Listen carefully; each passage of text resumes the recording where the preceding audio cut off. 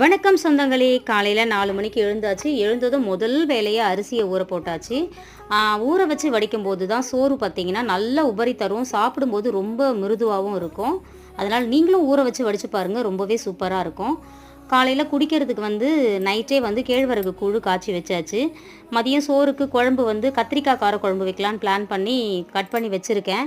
இந்த கத்திரிக்காய் காரக்குழம்புன்னு இல்லை, நீங்கள் எந்த விதமான காரக்குழம்பு மீன் குழம்பு வச்சாலும் கொஞ்சம் வெங்காயம் தக்காளி பூண்டு அரைச்சி ஊற்றி வதக்கி வச்சு பாருங்களேன், அவ்வளோ சூப்பராக இருக்கும். எத்தனை பேர் இந்த மாதிரி செய்வீங்கன்றதை மறக்காமல் கமெண்ட் பண்ணுங்கள்.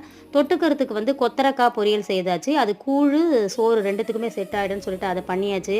எல்லா வேலையும் கடகடன்னு முடிச்சுட்டு வீட்டில் உள்ள பாத்திரம் எல்லாத்தையும் தேய்ச்சி கவுத்துட்டு நான் கம்பெனிக்கு போயிட்டேன். அங்கே போயிட்டு சத்து மாவு பேக்கெட் போட வேண்டிய வேலை இருந்துச்சு. 54 வகையான ஐட்டம்ஸ் போட்டு நம்ம சத்து மாவு தயாரிக்கிறோம். தேவைப்படுறவங்க வாட்ஸ்அப்புக்கு ஒரு ஹாய் மெசேஜ் அனுப்புங்க.